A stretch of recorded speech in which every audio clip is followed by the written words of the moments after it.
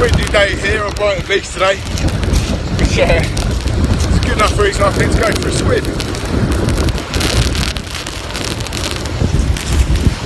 As you can see, it's been bloody rough behind us, and I'm used to going in when it's rough. That's fine, but usually we do this at low tide, which means you don't get that undercurrent as the waves break.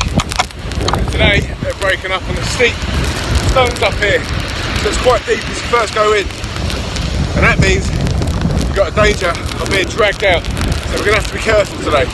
We don't want to end up in this big shaky surf up here. So this could be my last video.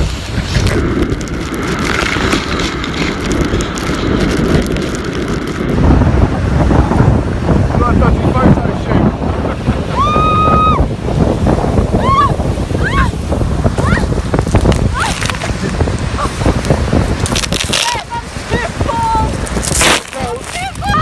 Oh, bugger.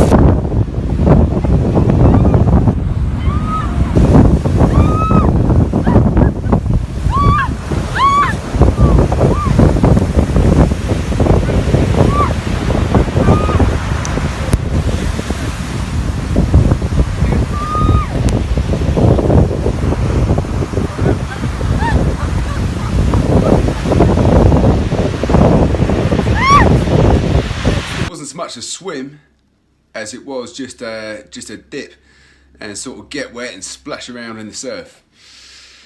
That's because this morning it was rough, it was windy, and had we gone into the surf I probably would be fully dead right now, so I wouldn't be making a video. The English Channel is a notoriously sort of rough and uncomfortable sea. A girl called Laura Decker, so she was the youngest sailor ever to go around the world solo, and she did this at the age of 14 on her own all the way around the world. She said that the English Channel is by far the most uncomfortable sea that she's ever sailed out of all the seas in the world, so that's saying a thing or two.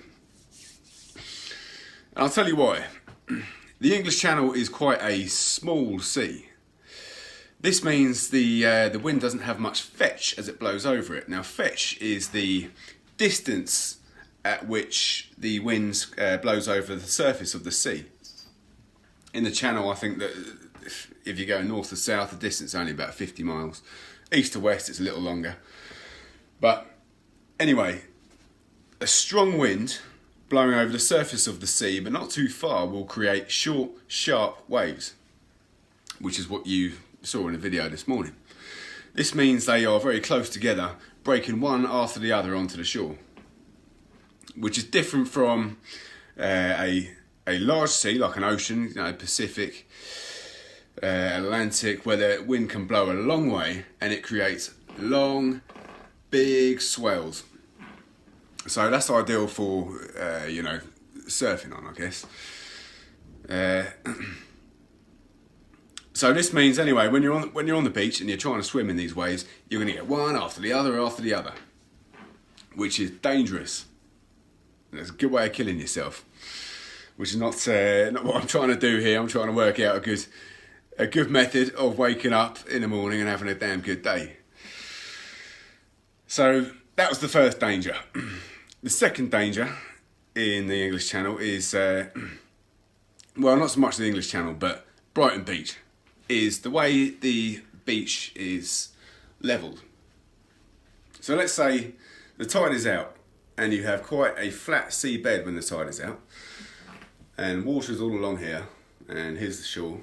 And when it's out like this, you can go swimming in rough seas, because what happens is the waves they come in, they break out quite far, and then the surf sort of runs along the surface of the seabed up here. It's not very deep. And then it will slowly run back out and another wave will break. So you can splash around in this area because there's a bit of water in. You're not really going to get hurt too much.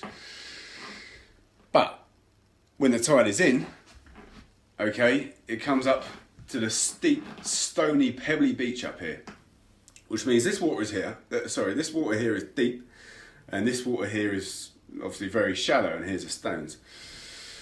So a wave will come in. It'll get very close to the shore, and then it breaks about here. So it goes up and then smashes down, boom, straight onto the stones. So if you're caught in that part of the wave, you're going to get slammed right onto the stones, and then because it's steep, the water is dragged out fast, and up into the next wave, boom. I remember being at school one time, and me and my friend George, we snuck out of school at lunchtime. We thought, right, let's go for a swim in the sea. And it was just like this, rough. The tide was in, right up to the stones, steep beach, and we jumped straight in there. And the first wave that came along picked us up, bang, slammed us into the stones, and we were pinned down with tons and tons of water on top of us.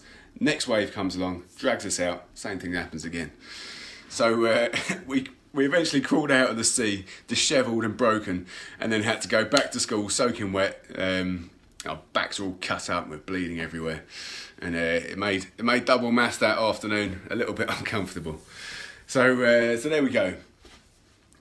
I'd recommend jumping in the sea if you can in the morning, but not at high tide when it's that rough, because you're asking for trouble.